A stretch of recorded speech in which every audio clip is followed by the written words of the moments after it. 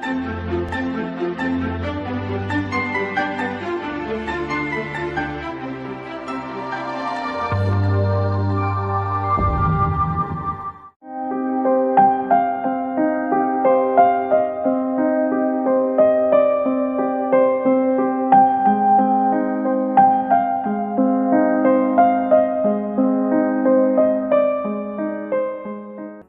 dear students, I extend warm welcome to all of you to this first module of our online course. In this module, I would like to discuss the concepts and objectives of tax planning. As a student of commerce, we know whenever we study income tax, we used to refer the Income Tax Act 1961 with the Finance Act of the relevant financial year. But going into detailed discussion about the concept and objectives of tax planning, I would like to recapitulate certain items which you have already studied at your undergraduate level. We know that as per Income Tax Act 1961, we have 5 types of heads of income. They are income from salary, income from house property, profit and gains of business or profession, income from capital gains, and income from other source. So, for an assessee, he or she may have all heads of income, and as per Income Tax Act, all assessees have to pay the tax against their income, because all the persons which have been defined under section 2 subsection 31 are required to pay tax against their income. Now, all the assessees are required to pay tax against their income, there is no doubt, and you have to check what are the different heads of income that I have already discussed.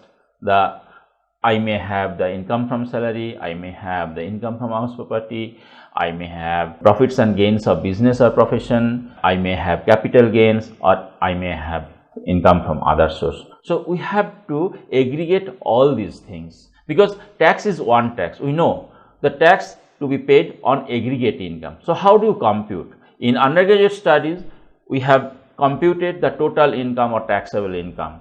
First, you have to compute the gross total income, which is comprised with the 5 heads of income like salary, house property, profit and gains of business or profession, capital gains, and income from other source. After getting the gross total income, you have to do deductions under chapter 6A, which is provided by the Income Tax Act. Now, after deducting the amount of deduction under chapter 6A, you will get the total income or taxable income. This is the taxable income on which the tax liability is computed. So, all the assessees, whether corporate or non-corporate, try to minimize their tax liability. The objective of the tax planning is to maximize the net of tax income. But how an assessee can minimize his tax liability? This is the question, because after all, these are hard-earned money. So, we should try to keep more and more money in our pocket. But how it is possible? As an assessee, as a member of the civic society, we have to pay tax to the government, because this is an important source of revenue in the hands of the government, and government is utilizing this revenue for the social development. So, it is our duty to pay the tax in time to the government. But as well as, since it is our hard-earned money, we will try to keep the maximum amount of money in our pocket, or the take-home money should be maximum. But how it is possible? That is to protect the interest of the assessee. The Income Tax Act provides certain provisions which can be used in a justified way, so that we can minimize our tax. It is our legitimate right to minimize the tax liability within the legal framework by taking the advantage of tax provision. So, every assessee can try to minimize his tax liability. But how? There are 3 processes that can be used to minimize the tax. One is tax planning, number 2 tax evasion, and third is tax avoidance. So, in 3 ways we can minimize our tax liability. But which one you will follow? Let us explain one by one. What is tax planning?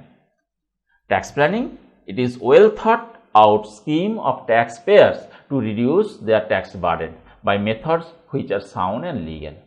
It is an attempt to minimize the tax in permissible way without breaking any law. So, I have already told the Income Tax Act provides certain deductions, certain allowances, certain incentives for the benefit of the assessee. So, we have to utilize that provisions to minimize our tax liability. This is the tax planning. How do we utilize those tax provisions which will give us the tax benefit in terms of deductions, in terms of incentives, in terms of allowances, etc. So, all these provisions have been provided by the Tax Act. So, we have to utilize those provisions for our benefit so that we can maximize our net of tax amount. Tax planning is an important tool in the hands of all assessors all over the world. Everywhere it is happening because every person is trying to minimize his tax liability.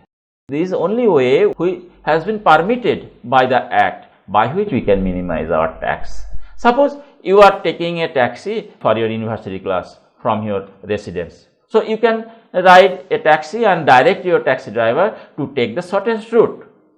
The taxi driver can take you in different way to maximize the fare, but you can direct your taxi driver to take the shortest route. The higher charges can be minimum. So, what you have done, that is planning. Planning for what? Planning to minimize your taxi fare. So, this is the permissible way, this is the planning. In the same way, you can minimize your tax by taking the advantage of tax incentives, tax deductions, allowances which have been provided by the Income Tax Act. This is the only way to minimize your tax within the legal framework. Then comes the tax evasion.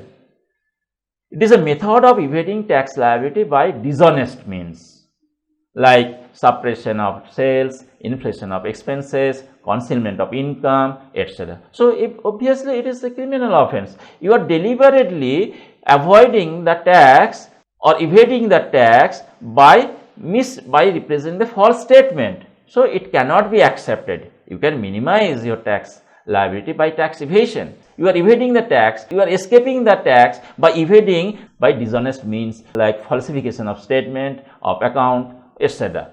So, this is not accepted at all. Next comes tax avoidance. Avoidance of tax is not tax evasion. It is a method of reducing tax liability by taking advantage of certain loopholes in the law. Everybody we know, in the world nothing is foolproof. There may be some loopholes. So, one can take that advantage of loopholes in the Act which can be utilized to minimize the tax liability. It is not punishable, but it is also economic, may be treated as economic offense because it is also not accepted in the eye of law. The assessee is taking the advantage of the loopholes. Let us take an example on tax planning. Suppose for the assessment year 2018-19, I have a total income of 5 lakhs. Total income means it is the aggregated income. Taking into consideration, suppose I have salary income, I have house property income, I have a business income, I have capital gains, I have other source. So, after aggregating all these income, I have arrived at 5 lakhs rupees and tax liability would be rupees 12,500 as per the rate provided by the Income Tax Act applicable for the 2018-19. If I invest in PPF, suppose rupees 2,50,000. So, I may avail the deduction under section 80C. It is provided in the Act. In this case, the total income will come down 2,50,000. The tax liability would be nil because up to 2,50,000, the tax liability would be nil for the individual.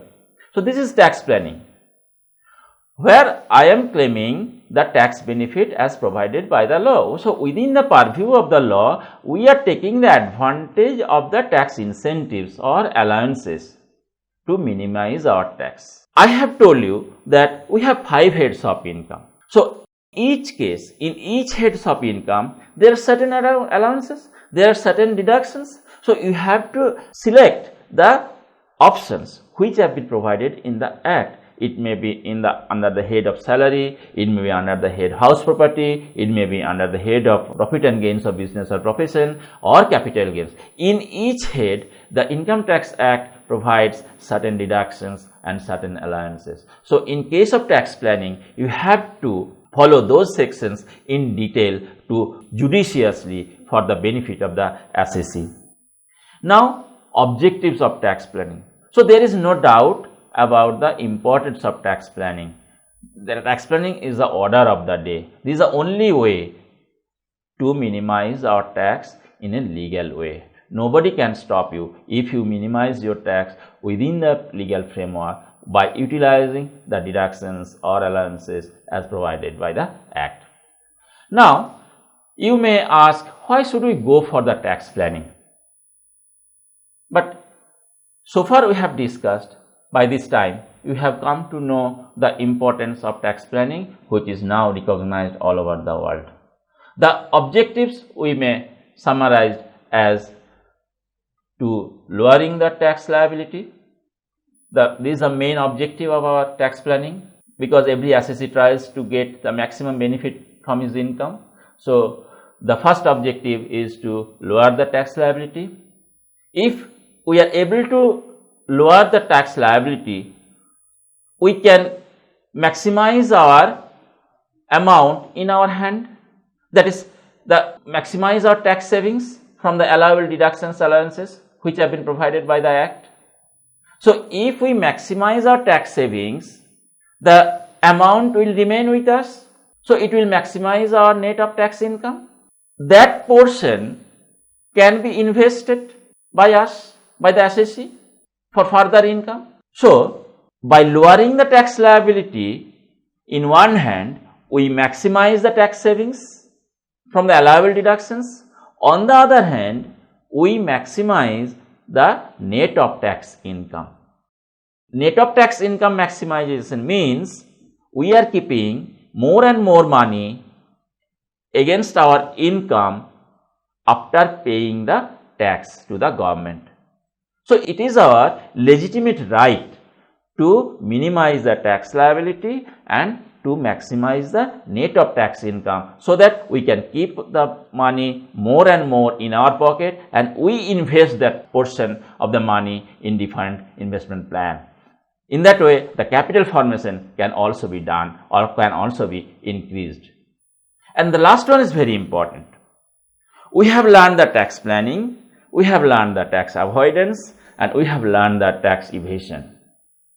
But if we follow the tax planning in a proper way, because in defining the tax planning we have told that it is a plan which is chalked out about to minimize our tax liability within the legal framework. So if we chalk out it properly, the tax planning, we can avoid the penalty. There will be no prosecution. We are getting the advantage of tax benefit from the various provisions like deductions, allowances which have been provided by the Income Tax Act. So nobody can disturb you. We can avoid the penalty. So at the end we can summarize.